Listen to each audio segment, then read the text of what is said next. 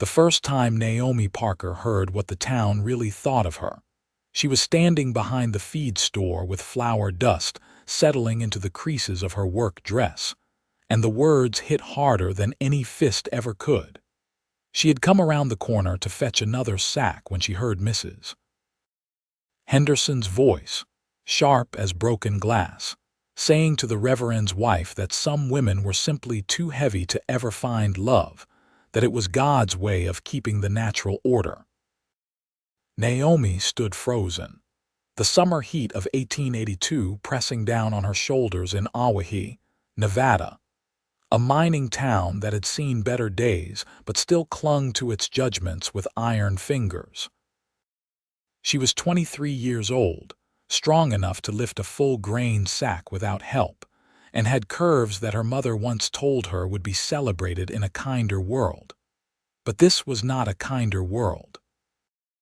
This was a place where women were expected to be delicate, where worth was measured in waist size, and where Naomi had learned to make herself small in every way except the one that mattered to these people. She walked back into the store through the front entrance, head high, and paid for her father's supplies without meeting anyone's eyes. The shame burned through her chest, but she had learned long ago not to let them see her cry. Her father, Thomas Parker, had been a prospector who struck silver once and lost it twice, and now they ran a small boarding house on the edge of town where miners and drifters paid for clean sheets and her cooking. Naomi did most of the work since her mother passed 3 years back, and she was good at it. She could make a tough cut of meat tender, could stretch a pound of coffee to last a week, and could balance the books better than most men in town. But none of that mattered when the women gathered at church socials and counted her out before the music even started.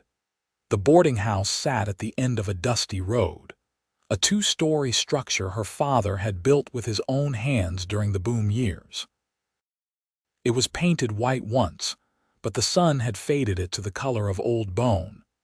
Naomi climbed the steps with her packages, pushed through the front door, and found her father asleep in his chair by the window, his breathing rough and uneven. He had been getting sicker, though he would not admit it, and Doc Sullivan said it was his lungs, full of rock dust from 20 years underground. She set the supplies down quietly and started on the evening meal, her hands moving through familiar motions while her mind stayed stuck on those words behind the feed store, too heavy to love. As if love was something you earned by taking up less space. As if her heart was not just as capable of devotion as any thin woman's heart. She had loved once, or thought she had, a clerk at the assay office who smiled at her and made her think maybe she was wrong about how the world saw her. But when his mother came to visit from Sacramento, the smiles stopped, and she understood.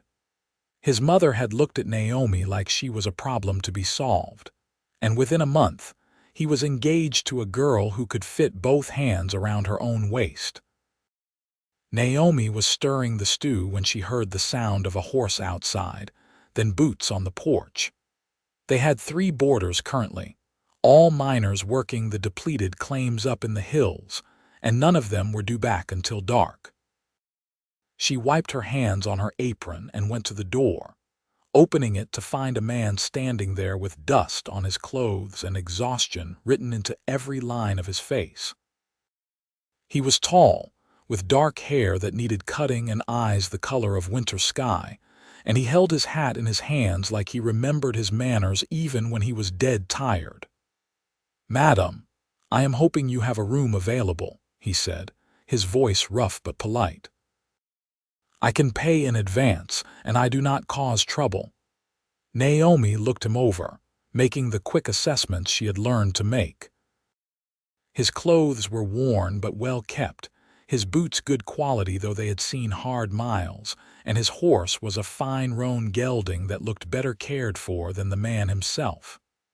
"We have 1 room left," she said. $1 a night, includes breakfast and supper. No drinking, no fighting, no bringing trouble to this door. "I can agree to those terms," he said, and when he smiled it changed his whole face, made him look younger than she had first thought. Maybe 26 or 27. "Name is Elijah Keller. I am just passing through, looking for work until I can move on west."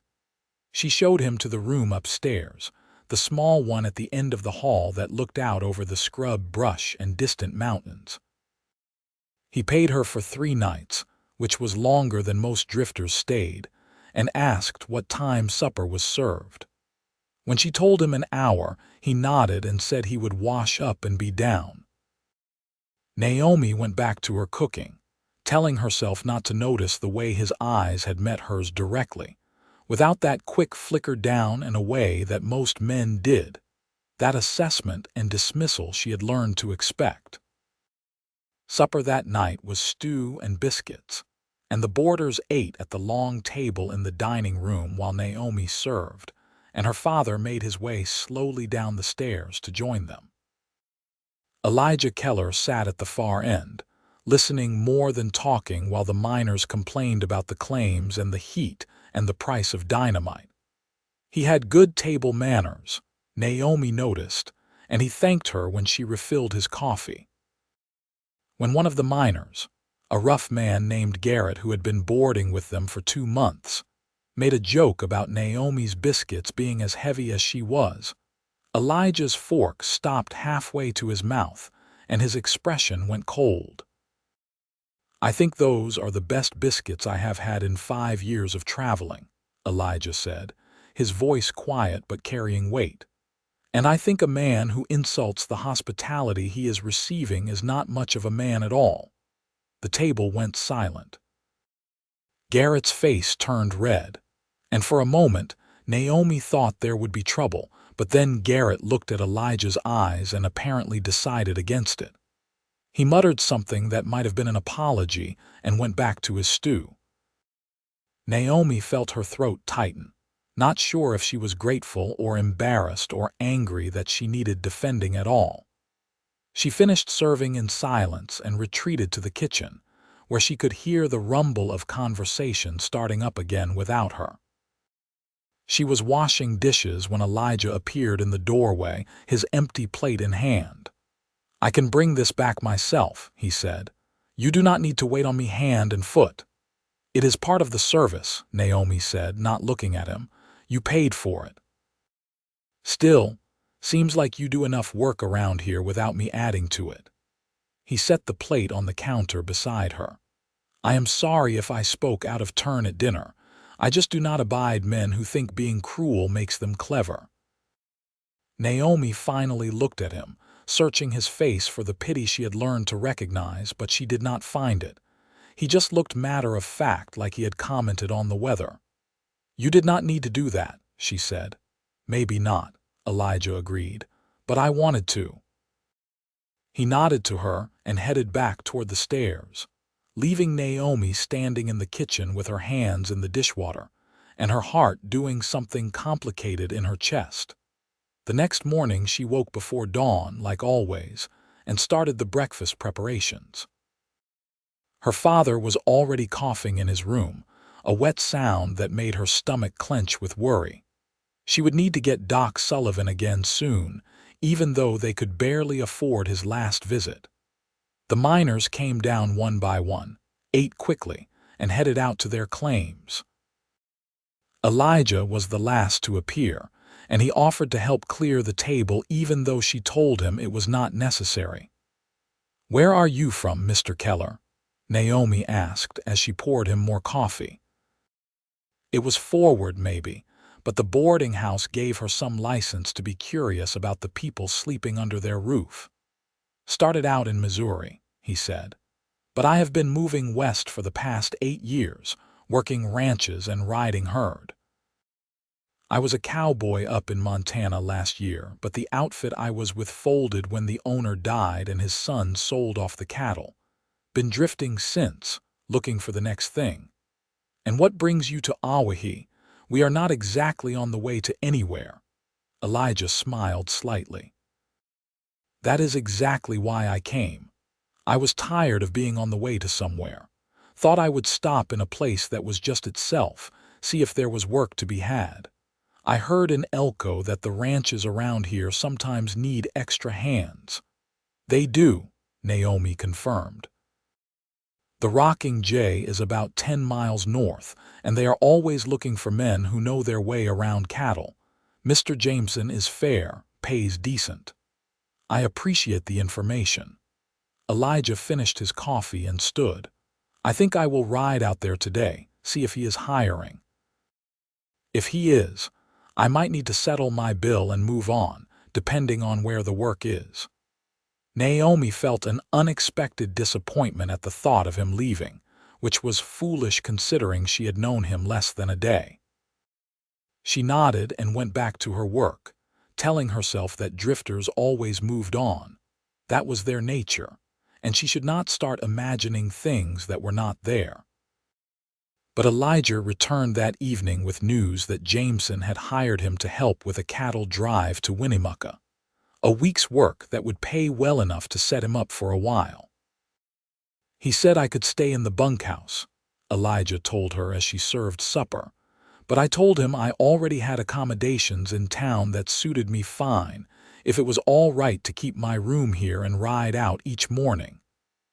"That is fine," Naomi said, trying to keep her voice neutral. "As long as you pay the weekly rate, you can come and go as you please." So Elijah stayed, and the days fell into a pattern.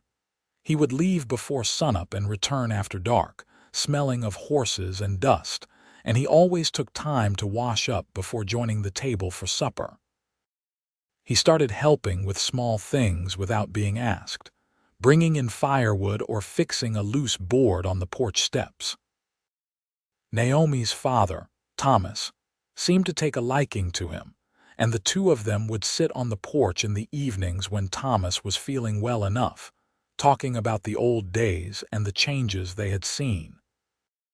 One evening, about 2 weeks after Elijah arrived, Naomi was taking bread from the oven when she heard raised voices from the front of the house.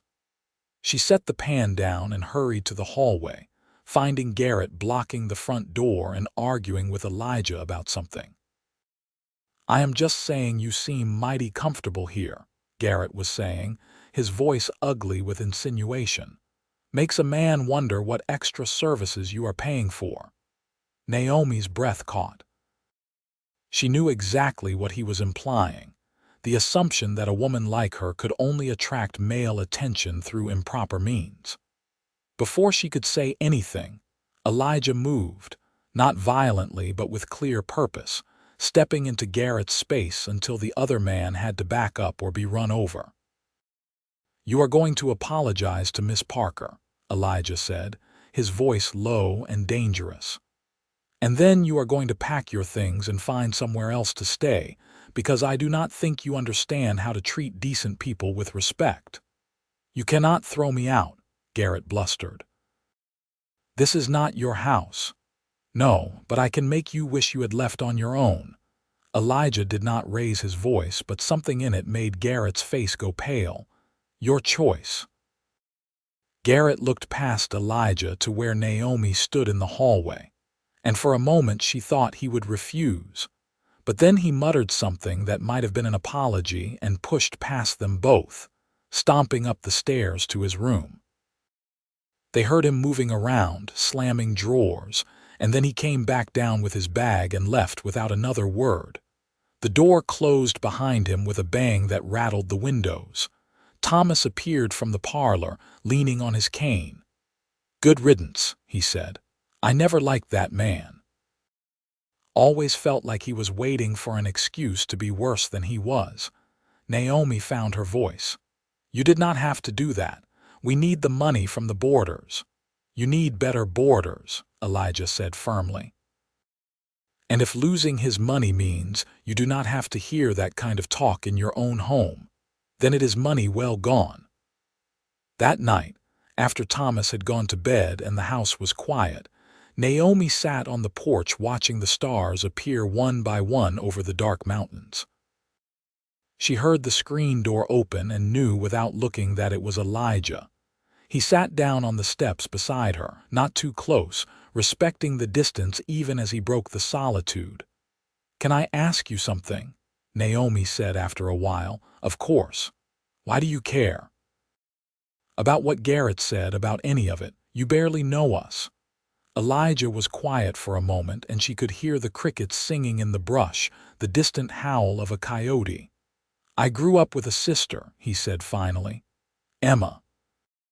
She was 2 years younger than me, and she was the kindest person I ever knew. She loved to laugh, loved to sing, and she had the biggest heart of anyone in our county. She was also a big girl, built solid like our father's people. The other kids teased her, and as we got older, the boys ignored her or worse.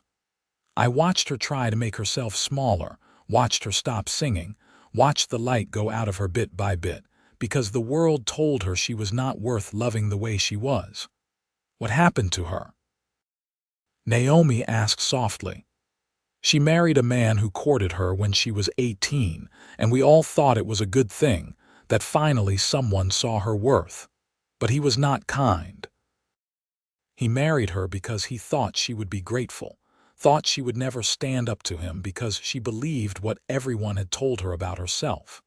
By the time I found out how bad it was, she had already made up her mind. She walked into the river one winter evening and did not come back." Naomi's hand went to her mouth. "Elijah, I am so sorry." "It was 6 years ago," he said, his voice rough. "And I swore on her grave that I would never stand by and let someone treat another human being the way she was treated. Would never let cruelty go unchallenged just because it was easier to look away. So when I hear men like Garrett saying things that echo all those voices that killed my sister's spirit, I am not capable of keeping quiet. I hope you can understand that." "I understand," Naomi said, and she did. She understood the weight of it, the way grief could reshape you into someone new. "Thank you for telling me." They sat in companionable silence after that, and when Elijah finally went inside, Naomi stayed a while longer, thinking about all the things she had learned to accept about herself and the world. She thought about Emma Keller, who had never gotten the chance to find out who she might have been if the world had been kinder. And she thought about the way Elijah looked at her, straight on, like she was just a person deserving of basic human decency. It was such a simple thing, and yet it felt revolutionary. The cattle drive to Winnemucca took 3 weeks instead of 1 because the summer heat made them move the herd slower, and storms washed out part of the trail. Elijah came back looking leaner and more weathered, and he paid Naomi for the time his room had been empty even though she told him it was not necessary. Thomas's health had worsened while Elijah was gone, and Doc Sullivan had been to the house twice, leaving both times with a grave expression that told Naomi everything she needed to know about her father's future. Elijah took over some of the heavier work around the boarding house without asking, repairing the roof where it leaked and reinforcing the front steps. He found more work at the Rocking J, helping to break horses, and he would come back with stories about the difficult stallions and the patterns of the herd. Naomi found herself looking forward to his return each evening, to the sound of his voice at the dinner table, to the way he made her father laugh with his tales of mishaps and near disasters. One Saturday, the town held a dance at the community hall, one of those social events that Naomi had long ago stopped attending because the humiliation of standing against the wall all night was worse than staying home. But Thomas insisted she needed to get out of the house, needed to see people her own age, and he enlisted Elijah to make sure she actually went. "I do not dance," Elijah told her as they walked the dusty road into town, the evening air cooling but still holding the day's heat. "But I can stand around looking awkward with the best of them, and I figure that is what passes for socializing in a place like this." Naomi laughed despite herself. "You do not have to babysit me. I am perfectly capable of attending a dance on my own." "I know you are," Elijah said. "But your father gave me a look that suggested my continued welcome at the boarding house depended on my compliance. So here I am." The community hall was lit up with lanterns, and music spilled out into the street, fiddles and a piano creating melodies that made people's feet want to move. Inside, the women congregated on one side and the men on the other, a divide that would break down as the dancing started and partners were claimed. Naomi saw the looks, the way Mrs. Henderson whispered to her friends, the way the younger women smirked behind their fans. She lifted her chin and found a spot near the refreshment table, determined not to let them see that their judgment still had the power to wound. Elijah got them both cups of punch and stood beside her, surveying the room with the detached interest of someone watching a show. "This reminds me of a dance I went to in Cheyenne," he said. "Except there were more cowboys and fewer miners, and someone's horse got into the hall and caused a stampede. Much more exciting than this." "Are you trying to distract me?" Naomi asked. "Is it working?" She smiled. "A little." The first dance started, and couples moved onto the floor. Naomi recognized most of them, people she had grown up with who now treated her like a piece of furniture they had to navigate around. She was about to suggest they leave when Elijah set down his cup and turned to her with a serious expression.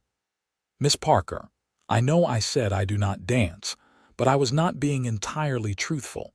I do not dance well, but I am willing to try if you are willing to risk your toes." Naomi stared at him. "You do not have to do that. I know, I want to." He held out his hand, and there was something in his eyes that made her heart pound, a sincerity that cut through all her defenses. "Please." She took his hand, felt the calluses and the strength, and let him lead her onto the floor. The music was a waltz, something she had learned years ago when her mother still had hopes for her social prospects. Elijah was not lying about his skill level. He was competent but not graceful, concentrating on the steps with an intensity that might have been comical if it was not so endearing. But he held her like she was something precious, like her weight was not a burden but simply a fact as neutral as the color of her hair, and when she stumbled, he steadied her without comment. Naomi was aware of the eyes on them, of the whispers that started up like a brush fire. She could see Mrs. Henderson's scandalized expression, could see the younger women exchanging looks of disbelief and spite. But Elijah seemed oblivious to it all, focused on the dance and on her, and gradually she stopped caring what they thought. Let them whisper. Let them judge.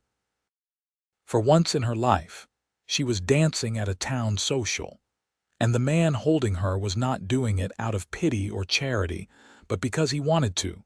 When the song ended, Elijah led her back to the refreshment table, and the buzz of conversation followed them like a swarm of wasps. A woman named Dorothy, who Naomi had gone to school with, approached with a bright, false smile. "Well, Naomi, I see you have finally found someone willing to dance with you. How lovely. Though I suppose when you live in the same house as someone, they feel obligated." Naomi felt the old shame rising, but before she could respond, Elijah spoke up.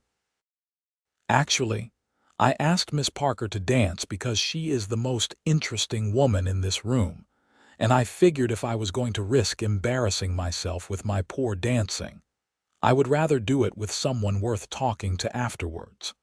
But I appreciate your concern for my sense of obligation. It is very Christian of you to worry about such things." Dorothy's smile froze, and she made a hasty retreat. Naomi looked at Elijah with wonder and exasperation. "You are going to make enemies if you keep defending me like that." "Then I will make enemies," Elijah said simply. "I have had enemies before. I survived." They stayed for another hour, and Elijah asked her to dance twice more, improving slightly each time. When they finally walked back to the boarding house under the huge Nevada sky, Naomi felt lighter than she had in years, as if some weight she had been carrying had been redistributed in a way that made it possible to breathe. Thomas was waiting up when they got home, sitting in his chair with a blanket over his legs despite the heat.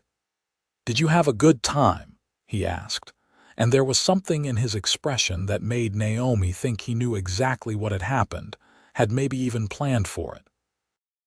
"It was tolerable," Naomi said, but she could not keep the smile from her face. "Good," Thomas said. "That is very good." He started coughing then, a fit that doubled him over, and Naomi rushed to help him to his room, supporting his weight as they climbed the stairs. Elijah hovered nearby, ready to assist, and between them they got Thomas to his bed. The older man was pale and struggling to breathe, and Naomi felt fear claw at her throat. Doc Sullivan came the next morning and spent a long time in Thomas's room, emerging with the news they had been dreading. "His lungs are failing," the doctor said quietly. "There is nothing more I can do except make him comfortable. I am sorry, Naomi. It could be weeks, could be days. You should prepare yourself." The world narrowed to the boarding house and her father's care.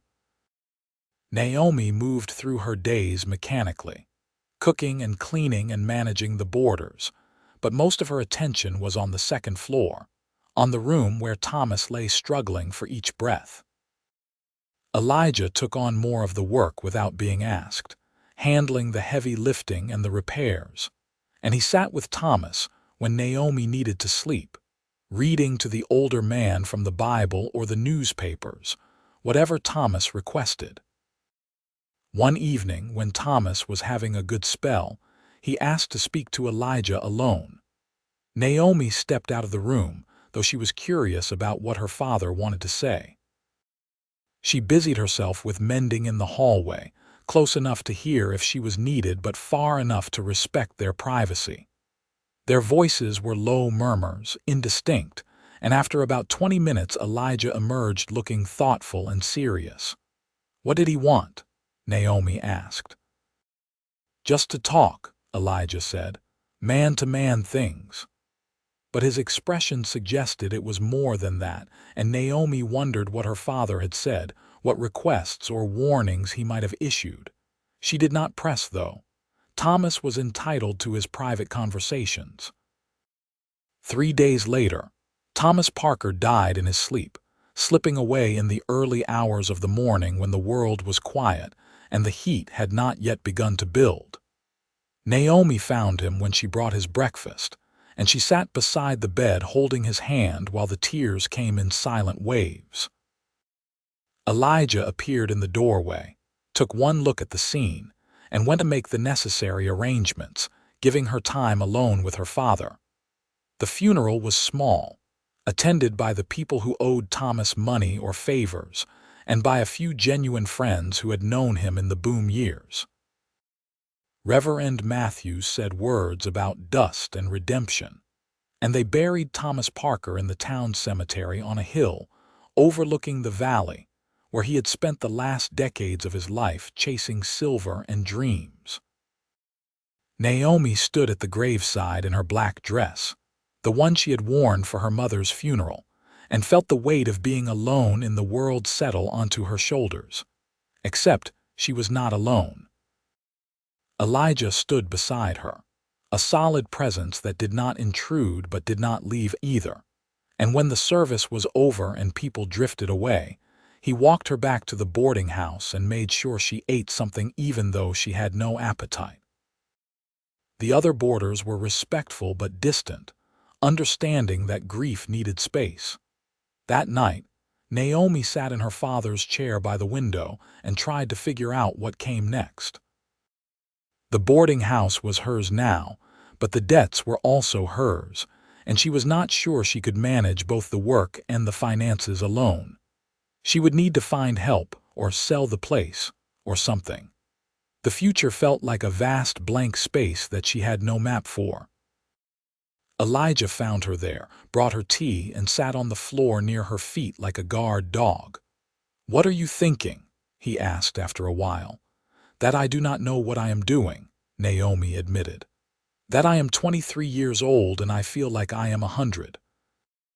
That I miss my father and my mother and I am tired of being strong. Then do not be strong tonight, Elijah said. Be whatever you need to be. The strength can come back tomorrow. So she cried, really cried for the first time since her mother died, and Elijah stayed with her through it, not offering empty comfort but just being present, and somehow that was enough. When the tears finally stopped, she felt wrung out but clearer, like a storm had passed through and left the air clean. Over the next few weeks, they fell into a new routine. Elijah continued working at the Rocking J, but he spent his free time helping Naomi with the boarding house, managing the repairs and the heavy labor that she could not do alone. He refused to let her pay him beyond his room and board, saying it was the least he could do after Thomas had been so welcoming.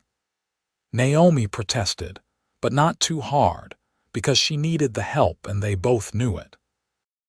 One evening in late August, when the heat was beginning to break and the nights were getting cooler, Elijah asked if she wanted to take a walk after supper.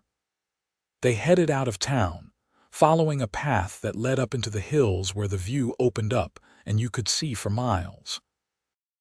The sun was setting, painting the sky in shades of orange and purple and red, and the desert stretched out below them like a vast ocean of sage and stone. I have been thinking, Elijah said as they stood looking at the view, about what comes next for me. I have been drifting for 8 years, working jobs that do not mean anything, moving on before I have to care about the people or the place. I thought that was what I wanted, to be free of ties and obligations. But lately, I have been wondering if freedom is just another word for loneliness. Naomi's heart started beating faster, but she kept her voice calm. What are you saying? I am saying that I like it here. I like Owyhee, even though it is dusty and half dead and full of people who care too much about the wrong things. I like the work at the Rocking J, and I am good at it. Mr. Jameson said he would hire me on permanent if I wanted, give me a place in the bunkhouse and steady pay. It would mean staying, putting down roots. And I find myself wanting that, wanting to be somewhere that matters. That sounds like a good opportunity, Naomi said, trying to ignore the sinking feeling in her chest. If Elijah moved to the ranch, he would leave the boarding house and she would be alone again. She had no right to ask him to stay, no claim on his time or his future, but the thought of him gone made her realize just how much she had come to rely on his presence. Elijah turned to look at her, his expression serious. There is another reason I want to stay, a more important reason. But I do not know if I have the right to say it or if it would be welcome. Say it anyway, Naomi said, her voice barely above a whisper.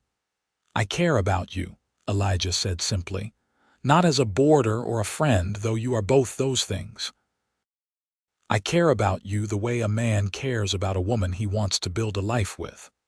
I know that is forward, and I know you might not feel the same, and I know this town has spent your whole life telling you that you are not worthy of that kind of affection. But this town is wrong, Naomi. They are wrong about you, wrong about what matters, wrong about everything that makes a person worth loving. Naomi felt tears prickling at her eyes. You do not know what you are saying. You do not know what it would mean to choose me, to let people see you with me. They would say terrible things. They already do. Let them, Elijah said fiercely.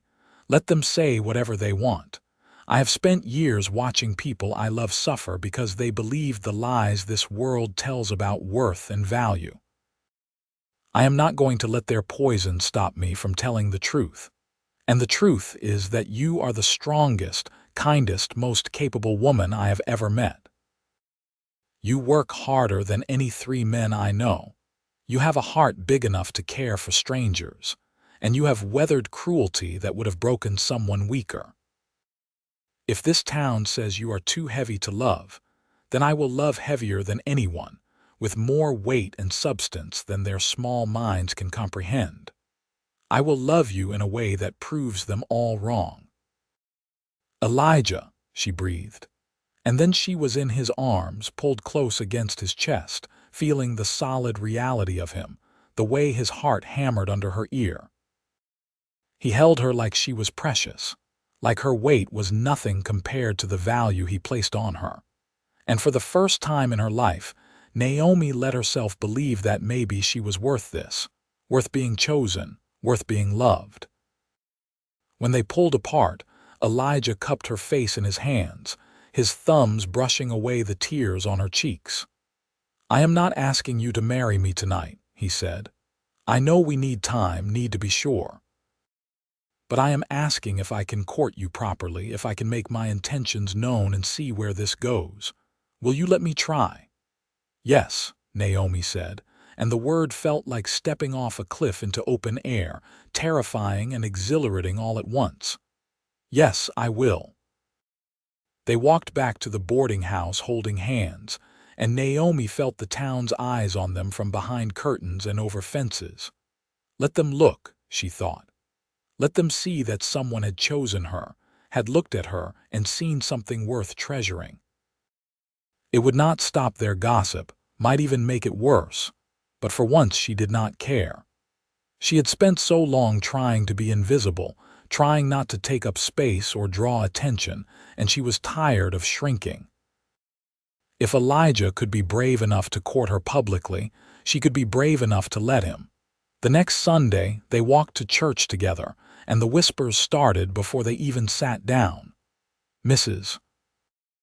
Henderson looked like she had swallowed a lemon, and several of the women gathered in tight knots, their fans fluttering with barely suppressed scandal. Reverend Matthews raised his eyebrows when he saw them but said nothing, launching into his sermon about charity and judgment. Naomi thought there was some irony in that, given how little charity most of the congregation showed to anyone who did not fit their narrow definitions of acceptable. After the service, Dorothy approached with her usual false sweetness. Why, Naomi, I see you and Mr. Keller have become quite close. How unexpected. I suppose boarding house arrangements do lead to a certain familiarity. Elijah's hand tightened on Naomi's arm, but his voice was pleasant when he spoke. Miss Parker and I are courting, and I would appreciate it if the town could show her the respect she deserves as a woman of good character and strong faith. I understand that some people struggle with change, but I am sure you are not one of those people, Mrs. Dorothy. You always struck me as someone with a generous spirit.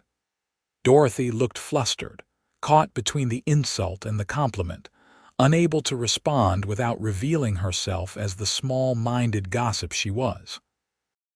She made some excuse and hurried away, and Naomi had to press her lips together to keep from laughing.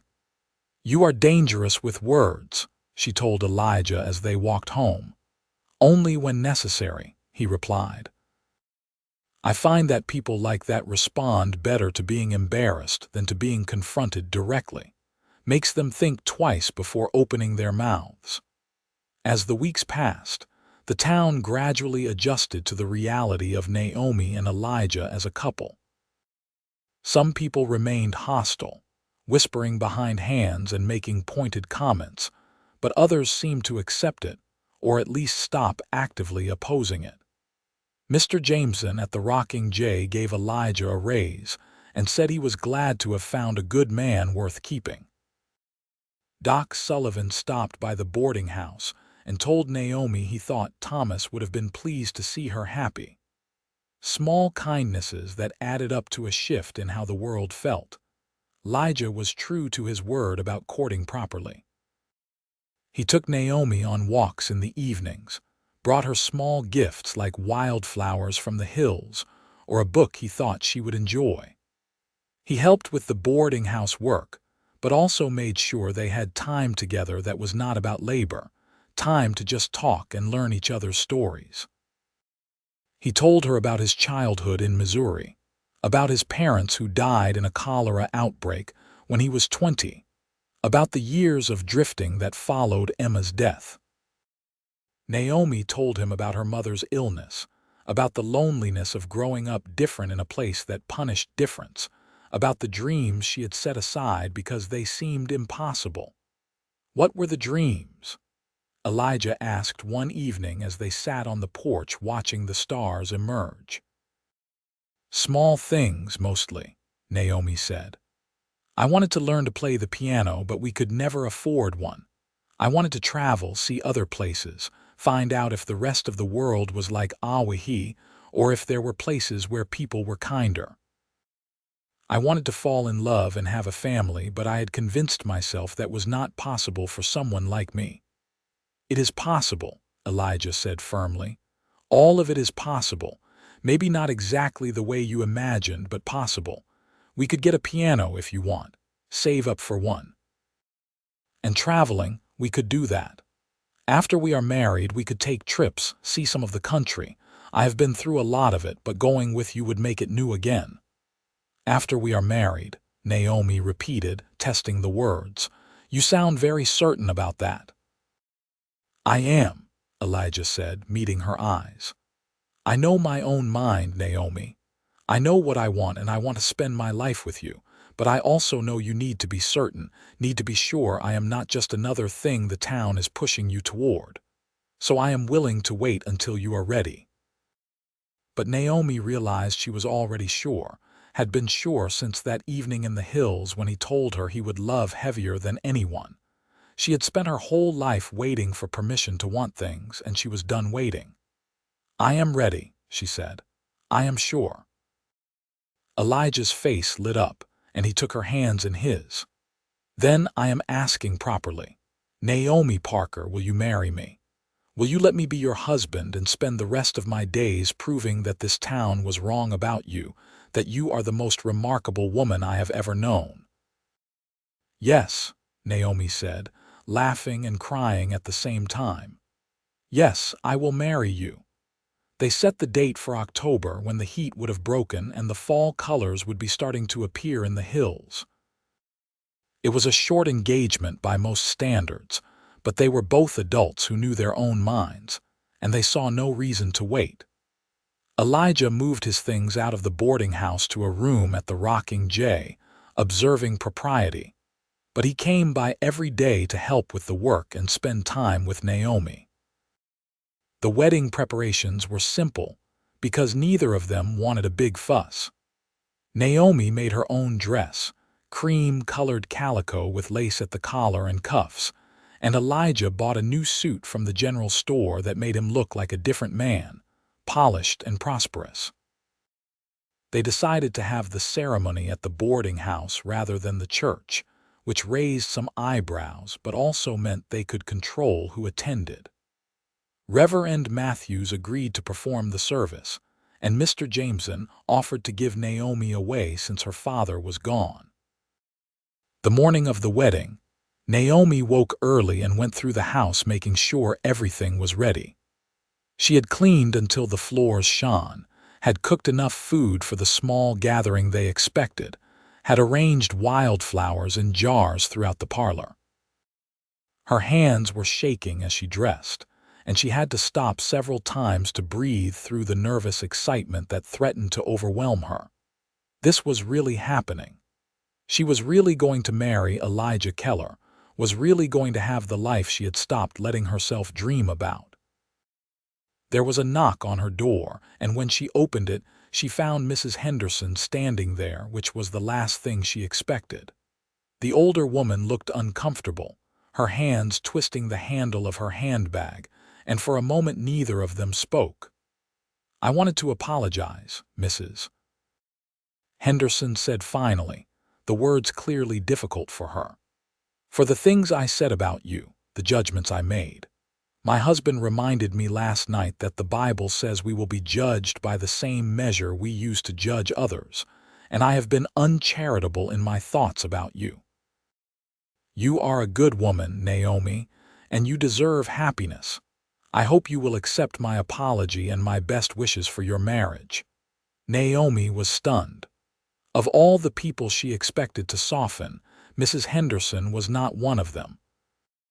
But she could see the sincerity in the older woman's eyes, could see that this was costing her pride to admit. "I accept your apology," Naomi said, "and I thank you for your good wishes. They mean more than you know." Mrs. Henderson nodded and turned to go, then paused. "For what it is worth, I think Mr. Keller is a good man, and I think you will be very happy together." Then she was gone, leaving Naomi standing in her doorway feeling like the world had tilted slightly on its axis. The ceremony took place at 2 in the afternoon, with about 20 people gathered in the boarding house parlor. Elijah stood at the front beside Reverend Matthews, looking nervous and eager and impossibly handsome. When Naomi walked in on Mr. Jameson's arm, Elijah's face transformed with a smile that made her heart flip over in her chest. They stood together before the Reverend, speaking the ancient vows that bound lives together. And when Elijah slipped the ring onto her finger, a simple gold band that had cost him a month's wages, Naomi felt like she was standing in a shaft of sunlight that had broken through years of clouds. "I now pronounce you man and wife," Reverend Matthews said. "Mr. Keller, you may kiss your bride." Elijah cupped Naomi's face in his hands, his touch gentle and reverent, and kissed her while the small crowd applauded. It was chaste and sweet and held the promise of all the kisses to come, and when they broke apart, Naomi saw that his eyes were bright with emotion. The celebration afterwards was simple but joyful. They ate the food Naomi had prepared, and someone had brought a fiddle and played dancing tunes. Elijah danced with his new wife, still not graceful but full of enthusiasm, and other men asked Naomi to dance too, showing a respect they had not offered before the ring was on her finger.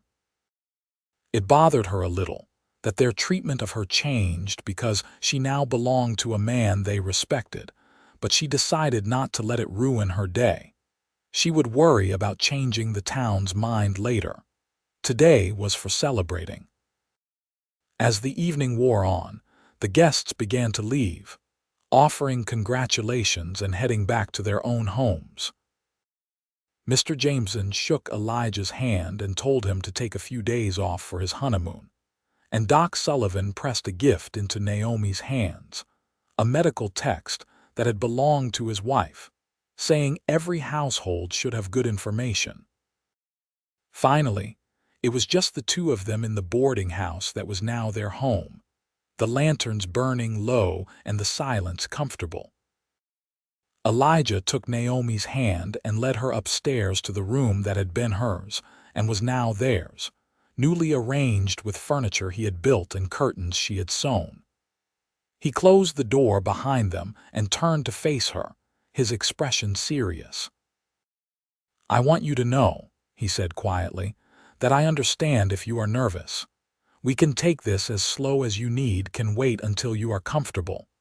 I am not going to rush you or push you. This is about both of us, not just me." Naomi felt a rush of love for him so strong it nearly knocked her over. "I am nervous," she admitted, "but I am also ready. I want this, want you. I have waited my whole life to feel like I was worth choosing, and now that I have it, I do not want to waste a moment."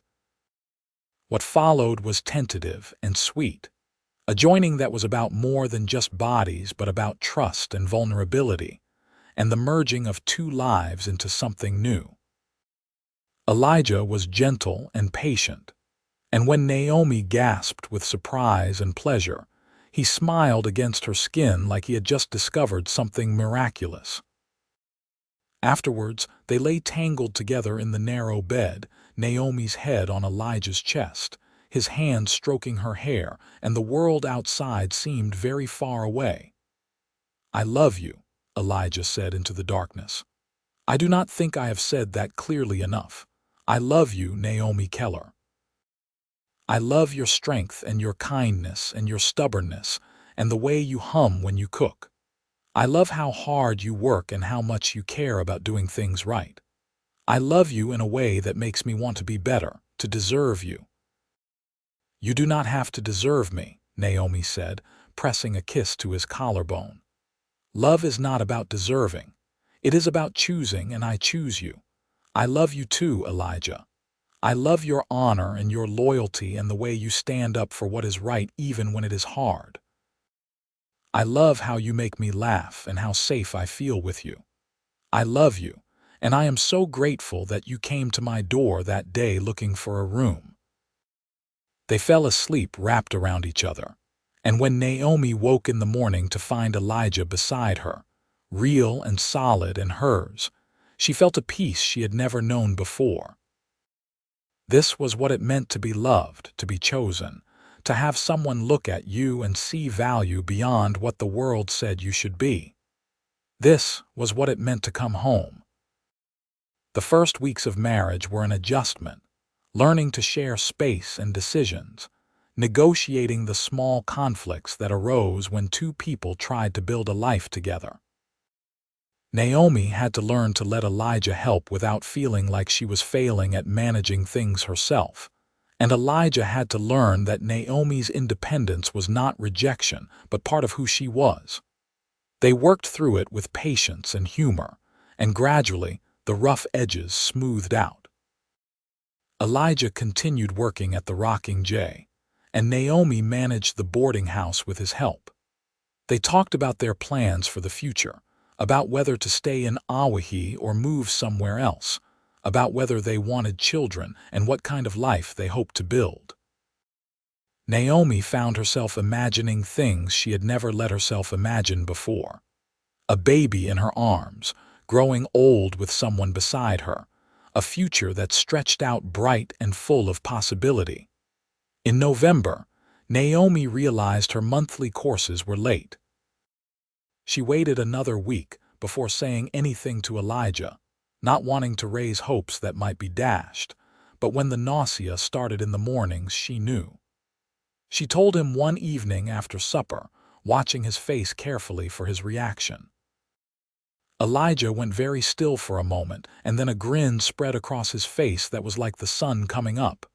"Really," he said, "we are going to have a baby. It looks that way," Naomi said, unable to keep from smiling at his joy. "Are you happy?" "Happy does not even begin to cover it," Elijah said, pulling her into his arms. "I am thrilled and terrified and so grateful I could burst. You are going to be an amazing mother, Naomi." The pregnancy was not easy. Naomi was sick for months, and as her belly grew, the work of managing the boarding house became more difficult. Elijah took on more and more of the labor, cutting back his hours at the ranch so he could be home more, and he was endlessly patient with her mood swings and discomfort. Some of the town women, in a display of solidarity that surprised Naomi, began stopping by with advice and hand-me-down baby clothes. Mrs. Henderson brought a beautiful quilt she had made, soft and warm, and told Naomi that whatever their differences had been, all babies deserved to be welcomed into the world with love. In June of 1883, on a hot afternoon when the sky was bright and cloudless, Naomi went into labor. The midwife, an experienced woman named Mrs. Callahan who had delivered half the babies in Owyhee, arrived and took charge. Elijah was banned to the downstairs, where he paced and worried and drove the boarders crazy with his nervous energy. The labor was long and hard, and there were moments when Naomi thought she could not do it, could not push through the pain and exhaustion, but Mrs. Callahan's firm voice kept her anchored. Finally, after hours that felt like days, a baby's cry split the air, thin and strong and perfect. "It is a boy," Mrs. Callahan announced, holding up the squirming, red-faced infant. "A big, healthy boy." Naomi, exhausted and sweating, felt tears streaming down her face as they placed her son in her arms. He was beautiful, perfect, with a fuzz of dark hair and eyes that would probably be blue like his father's. She counted his fingers and toes, marveled at the tiny fingernails and the way he rooted toward her chest, already knowing what he needed. Elijah came bursting into the room despite Mrs. Callahan's protests, and when he saw his wife and son, he dropped to his knees beside the bed. "Naomi," he breathed, reaching out to touch the baby's head with one gentle finger. "He is perfect. You are perfect. I cannot believe he is ours. What should we name him?" Naomi asked, her voice hoarse from screaming. "What about Thomas?" Elijah suggested. "After your father, I think he would have loved to meet this little one." "Thomas Keller," Naomi said, testing the name. "Yes, that is exactly right." The first months of Thomas's life were a blur of sleepless nights and endless feeding, and the profound adjustment of having a tiny human depending on them for everything. Naomi discovered depths of exhaustion she had not known existed, but also depths of love that made the exhaustion bearable. Elijah was a devoted father, walking the floor with Thomas when he cried, changing diapers without complaint, singing off-key lullabies that somehow worked to soothe the baby. They were a family now, the three of them, and the boarding house rang with new sounds.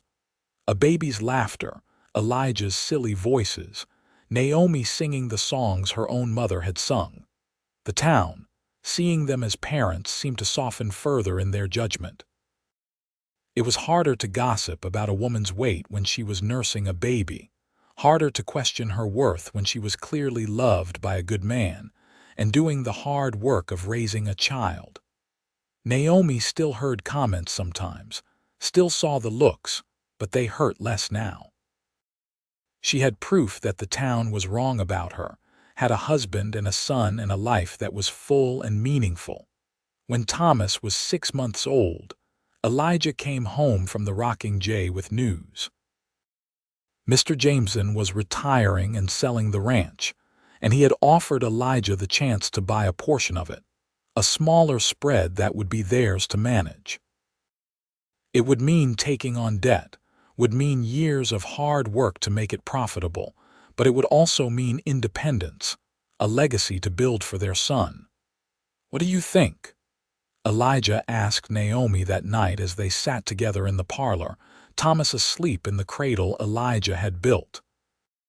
"Is it too much risk? We have the boarding house, which is steady income. A ranch is uncertain, especially the first few years." Naomi thought about it, weighing the security of what they had against the possibility of something bigger. "I think we should do it," she said finally. "I think we should build something of our own, something we can pass down to Thomas and whatever other children we have. It will be hard, but we are not afraid of hard work." So they bought the land and the cattle, 100 acres with a decent house and good water. They kept the boarding house but hired a woman to manage it, giving them income while they focused on building the ranch. The work was brutal, especially in the beginning. Elijah was up before dawn every day, riding the fence line and tending the herd, and Naomi managed the house and the garden and Thomas while also helping with the ranch accounts.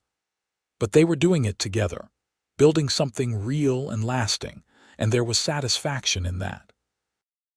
Over the next few years, the ranch prospered. They added more cattle, improved the buildings, became known for selling quality stock. Thomas grew from a baby into a toddler, bright and curious, and adored by both his parents. Naomi got pregnant again when Thomas was 2, and this time the pregnancy was easier, as if her body knew what to expect. They had a daughter in the spring of 1886, a tiny girl with Naomi's dark hair and Elijah's stubborn chin. They named her Emma for Elijah's sister, and when Elijah held her for the first time, tears streamed down his face. "She would have loved this," he said quietly. Emma would have loved to be an aunt, to see that her name lived on in someone who will be cherished and protected, and told every day how much she matters. Naomi understood the weight of that. The way naming their daughter was about more than just memory, but about redemption, about creating a different story than the one that had ended in tragedy. Little Emma would grow up knowing she was valued, knowing that her worth was inherent and not dependent on meeting anyone's arbitrary standards. They would make sure of that. Life settled into a rhythm of seasons and work and family. Thomas started helping on the ranch as soon as he was old enough, learning to ride and rope and care for the animals. Emma was quieter, more bookish, and Naomi taught her to read early, feeding her hunger for stories. They had another son 2 years after Emma, a boisterous boy they named Samuel who was fearless and kept them all on their toes. The ranch house, which had seemed too big when they first moved in, became filled with noise and life and love. Elijah proved to be the partner Naomi had never quite believed she could have. He was steady and hardworking, devoted to her and the children, and he never stopped looking at her like she was the most beautiful woman in the world. They had their disagreements, of course, their moments of frustration and misunderstanding, but they had learned how to talk through problems, how to apologize and forgive and move forward. Their love deepened over the years, moving from the intense passion of newlyweds to something richer and more complex, a partnership built on mutual respect and shared experience. The town of Owyhee changed too as the years passed. Some of the old-timers moved away or died, and new people arrived who did not carry the same judgments. Mrs. Henderson became an unlikely friend, stopping by the ranch to visit and bringing treats for the children. Dorothy moved to California with her husband and was not missed. The community that had once been so cruel to Naomi gradually transformed, or perhaps Naomi's position in it transformed, until she was known not as the heavy girl from the boarding house, but as Mrs. Keller, the rancher's wife, the woman who could manage accounts and ride a horse and make the best apple pie in 3 counties. But the real change was internal. Naomi stopped caring quite so much what the town thought, stopped measuring her worth by their standards. She had a husband who loved her deeply, children who needed her, work that challenged her, and a life that was full and meaningful. The opinions of people like Mrs. Henderson in her younger days, people who judged based on appearance rather than character, simply mattered less. Naomi had learned to see herself through Elijah's eyes, to value the same things he valued: her strength, her kindness, her competence, her heart. One evening, about 10 years after their wedding, Naomi and Elijah sat on the porch of the ranch house watching the sun set over the hills. The children were inside doing their lessons, and the sounds of their chatter and laughter drifted out through the open windows. It was early fall, the air cooling but still holding summer's warmth, and everything smelled like dust and sage and home. "You ever regret it?" Naomi asked. "Staying here, marrying me, taking on all this responsibility. You could have kept drifting, could have stayed free." Elijah looked at her with surprise and something like exasperation. "Not for a single moment," he said firmly. "Naomi, you are the best thing that ever happened to me. You and those children are the reason I get up every morning, the reason everything I do matters. I was not free when I was drifting. I was lost. You gave me a purpose, a home, a family. You gave me everything worth having." "I love you," Naomi said, the words still carrying weight even after years of saying them. "I love you for seeing me when no one else did, for believing I was worth choosing when the town said I was not. I love you for being the kind of man who loves heavier than anyone, who proved that their judgments were meaningless." "They were always meaningless," Elijah said, taking her hand, "but I am glad I got to be the one to prove it to you." They sat in comfortable silence, watching the light fade and the stars emerge. From inside, they heard Thomas helping Emma with her arithmetic, his patient voice explaining the problems. Samuel was singing some song he had made up, nonsense words that made his siblings laugh. It was an ordinary evening, Nothing special, but it was everything. This was the life they had built together, against the odds and the judgments, against all the people who said Naomi was too much and not enough all at once. As the years continued, the ranch grew more successful. They hired hands to help with the larger herd, built a new barn and bunkhouse, bought more land when it became available. Thomas grew into a young man who looked like his father but had his mother's head for business. Emma proved to have a talent for training horses, gentle and patient in a way that made even the most skittish animals trust her. Samuel was the adventurer, always wanting to explore over the next hill, and they knew he would probably leave Nevada someday to see the wider world. Naomi and Elijah aged together, their faces weathering like the landscape around them, their bodies bearing the marks of hard work and hard years. Naomi's hair started showing silver threads, and Elijah developed a limp from an old horse injury that never quite healed right. But they were happy, deeply and simply happy, in a way that would have seemed impossible to the younger Naomi standing behind the feed store, hearing that she was too heavy to love. When Thomas turned 18, they threw a big party at the ranch, inviting everyone from Owyhee and the surrounding area. It was a celebration not just of his birthday, but of everything they had built, a marker of time past and struggles overcome.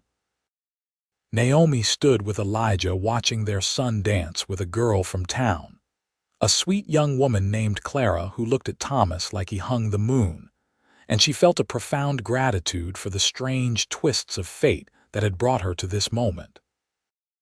"Do you remember what you said to me that night in the hills?" Naomi asked Elijah. "When you told me you cared about me." "I remember every word," Elijah said. "I meant every word then, and I mean them still." "You said you would love heavier than anyone," Naomi recalled, "and you have. You have loved me with a weight and substance that has anchored my whole life. You have been my foundation, my partner, my best friend. I want you to know that I see it, that I appreciate every day what you have given me." "We have given each other everything," Elijah corrected gently. "This was never about me saving you or you being grateful. This was about two people finding each other and deciding to build something beautiful together. You have given me just as much as I have given you, Naomi. You have loved me fiercely and faithfully. You have made me a father. You have made our house a home. I am the lucky one."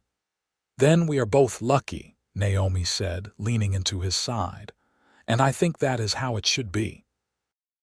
As the party continued around them, as their children and friends celebrated and the fiddles played and the stars wheeled overhead in the vast Nevada sky, Naomi felt the truth of that settle into her bones. They were both lucky. They had found each other against the odds, had built a life that defied the narrow expectations of their time and place, had raised children who knew they were loved unconditionally. The town that once said Naomi was too heavy to love had been proven spectacularly wrong, not just by Elijah's devotion, but by the fullness of the life they had created together. Years continued to pass, bringing the changes that time always brings. Thomas married Clara and started his own family, building a house on the far corner of the ranch land. Emma met a veterinarian from Reno and moved to the city, writing long letters home about her work helping him treat animals. Samuel, true to his nature, went east to see the country, sending postcards from Chicago and New York and finally from a ship bound for Europe. Each of their departures was bittersweet, but Naomi and Elijah had raised them to be independent, to chase their dreams, and they were proud to see them living fully. The ranch became quieter with just the two of them again, but no less full of purpose. They still had the cattle operation, though they hired more help as they grew older. They still had each other, which had always been the foundation of everything. On their 20th wedding anniversary, Elijah surprised Naomi by having a piano delivered to the ranch house. The dream she had mentioned in passing all those years ago finally realized. "I know it is late," Elijah said as she stared at the beautiful instrument in wonder. "I know you said you wanted to learn when you were young, but I figure it is never too late to start something new, and I would love to hear you play." Naomi threw her arms around him, overwhelmed by the thoughtfulness of it, by the fact that he had remembered and acted on a wish she had barely articulated. She taught herself to play slowly, patiently, and though she never became skilled, the act of making music in their home brought her deep joy. Sometimes in the evenings, Elijah would sit beside her on the piano bench, and they would fumble through simple songs together, laughing at their mistakes and celebrating their small victories. When they were both in their 50s, the new century arrived with its changes and challenges. The world was speeding up, becoming more connected, and even Owyhee felt the shifts. Automobiles started appearing on the roads, telephones connected households, and the wild frontier feeling of their youth gave way to something more settled and tame. But the ranch remained, a constant in a changing world, and Naomi and Elijah remained at its center, still working, still loving, still proving every day that the judgments of small minds held no power over committed hearts. Their grandchildren started arriving, Thomas and Clara's babies first, then Emma's daughter from Reno. Naomi became grandmother Naomi, a role she embraced with the same fierce devotion she had brought to everything else. She taught the grandchildren to bake and to ride, told them stories about the old days, and made sure they knew the history of the ranch and the family. Elijah became Grandpa Ali, teaching the children to rope and fish and identify animal tracks, patient with their endless questions. One summer evening, when they were both 62 and had been married 40 years, Naomi and Elijah took a walk up into the hills, following the same path they had walked the night he declared his intentions. The climb was harder now, their breath coming shorter and their steps slower, but they made it to the top where the view opened up and the whole valley spread below them. The ranch looked small from this distance, the buildings like toys, but they could see the neat fence lines and the grazing cattle and the smoke rising from the house chimney where dinner was being prepared by one of the hired women. 40 years, Naomi said wonderingly. "It seems like both forever and no time at all." "I know what you mean," Elijah said. "I remember that night standing here, terrified that you would say no, that I would lose my chance. And now here we are, an old married couple with grandchildren and mortgages and gray hair. Do you miss it? Being young, having all that energy and those years ahead of you." Elijah considered the question seriously. "No," he said finally.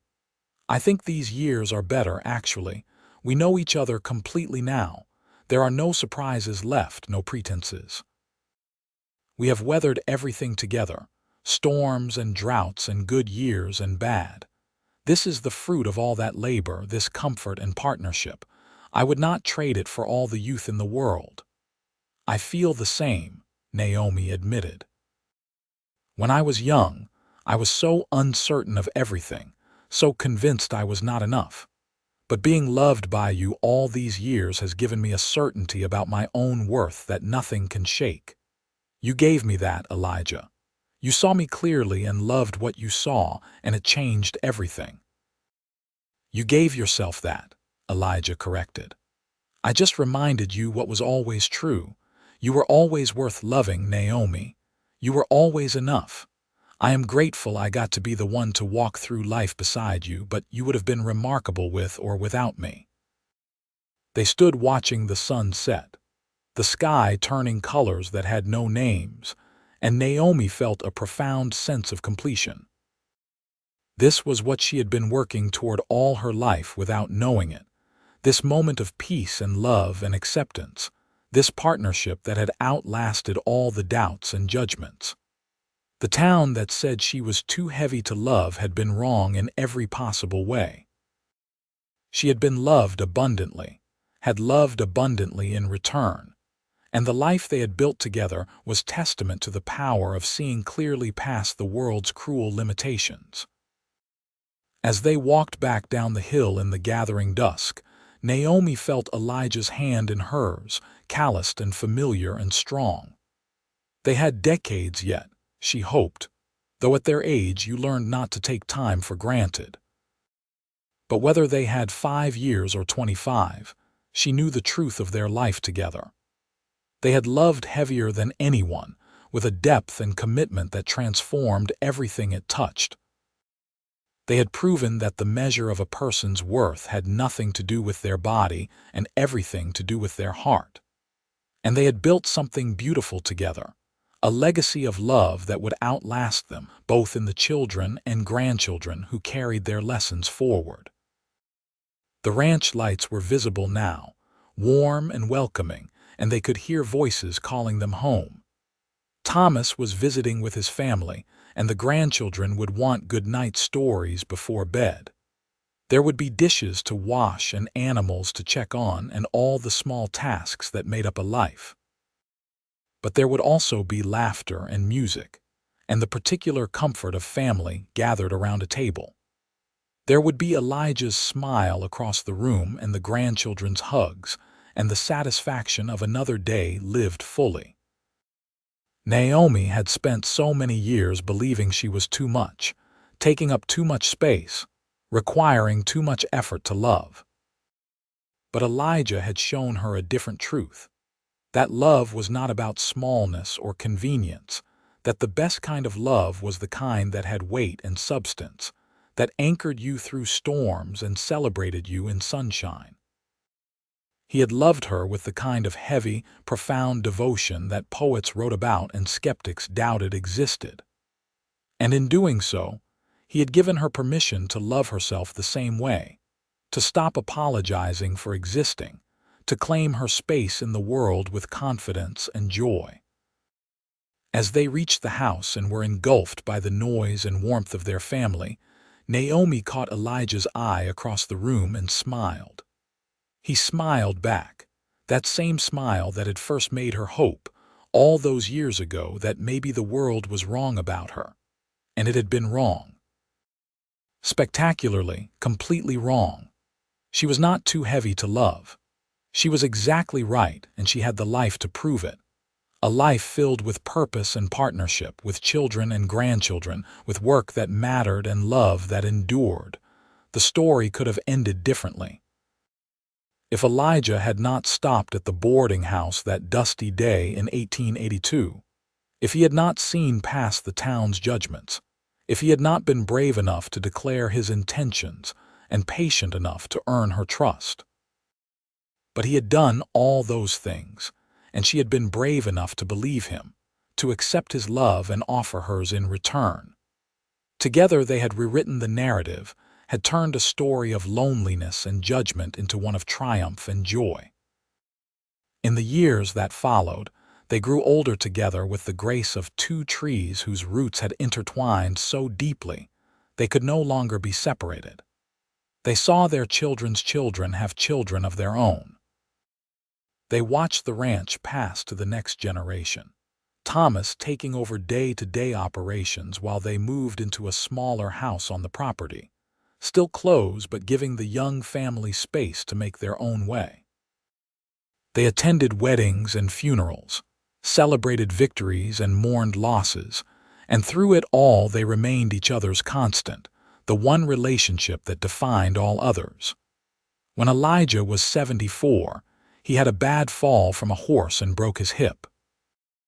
The recovery was long and difficult, and Naomi nursed him through it with the same fierce devotion he had shown her throughout their marriage. She was patient with his frustration, encouraging when he wanted to give up, and celebratory when he finally walked without a cane again. "I told you that you were strong," he said to her one evening, and she understood he was not talking about physical strength, but about the endurance to see things through, to not abandon people when they needed you most. "We are strong together," Naomi corrected. "That is what marriage is. Taking turns being the strong one when the other needs to rest." They made it to their 50th wedding anniversary, a milestone that seemed worth celebrating with the whole community. The party was held at the ranch, with people coming from all over Nevada to honor the couple who had become something of a legend in the region. The story of how they met, how Elijah had courted Naomi against the town's judgment, how they had built a successful ranch and raised a fine family, had taken on mythic proportions. Young people asked them for advice about love, about marriage, about how to build something lasting. "The secret," Elijah told them, "is to see clearly past the surface to what really matters. Do not let the world tell you what to value. Figure out for yourself what makes a person worth keeping, and then hold on tight and do not let go. And choose someone who loves you heavier than anyone," Naomi added, squeezing her husband's hand. "Someone who will commit to you with weight and substance, who will anchor you through the storms and celebrate you in the sunshine. Someone who sees your worth even when you struggle to see it yourself." As the party wound down and the guests departed, Naomi and Elijah found themselves alone on the porch once again, in the same spot where they had shared so many conversations over the decades. The night was warm and clear, the stars brilliant overhead, and Naomi felt the satisfaction of a life well lived settling into her bones. "We did good," she said simply. "We did better than good," Elijah replied. "We did remarkable. We took a situation that could have ended in bitterness and loneliness, and we transformed it into something beautiful. We proved that love is stronger than judgment, that commitment can overcome any obstacle, that two people who choose each other can build a legacy that outlasts their own lives." "I would do it all again," Naomi said. "Every hard day, every struggle, every moment of doubt. I would do it all again to end up here with you having lived this life." "So would I," Elijah agreed, without hesitation, without regret. "You are the best decision I ever made, Naomi Keller. The best and the easiest, despite what anyone else thought." They sat in comfortable silence, two people who had shared so much that words were often unnecessary. They had loved and been loved, had built and created, had overcome and prevailed. The town that once said Naomi was too heavy to love had long since changed its tune, or at least the people who said such cruel things had died off or moved away. But even if they had not, even if the judgment persisted, it would not matter. Naomi and Elijah had proven beyond any doubt that love was not measured by waist size or social approval, but by the depth of commitment and the strength of partnership. As the night deepened and the air cooled, they went inside to the life they had built together, to the home filled with memories and photographs and evidence of a love that had endured. They climbed the stairs slowly, helping each other up the steps that had grown steeper with age, and they went to bed in the room they had shared for 50 years, still reaching for each other in the darkness, still finding comfort in familiar warmth. The story of Naomi Parker and Elijah Keller became part of the history of Owyhee, Nevada, passed down through generations as an example of what was possible when people chose love over judgment, commitment over convenience. Their ranch prospered for a century, managed by their descendants who never forgot the lessons their great-grandparents had taught about seeing clearly, loving deeply, and refusing to let the world's limitations define what was possible. And though eventually both Naomi and Elijah passed on, as all people must, their love story endured. It endured in the children and grandchildren and great-grandchildren who carried their blood and their values. It endured in the ranch that still bore the Keller name. It endured in the collective memory of a community that had learned, slowly and sometimes painfully, that worth had nothing to do with appearance and everything to do with character. But most of all, it endured as a testament to the transformative power of being seen and valued for who you truly are. Naomi had spent the first 23 years of her life believing she was too much, too heavy, too difficult to love. And then Elijah had walked through her door and shown her a different truth. That she was exactly right, that she was worth choosing, that love given weight and substance was the kind that changed lives and built legacies. The town had said she was too heavy to love. Elijah had said he would love heavier than anyone. And in the end, his love had the weight of decades and devotion, of partnership and perseverance, of seeing clearly past judgment to the beautiful truth underneath. It was a love that had mass and gravity that bent the world around it and created its own reality. It was a love that proved the skeptics wrong and the dreamers right. It was a love that lasted, and in lasting, became eternal,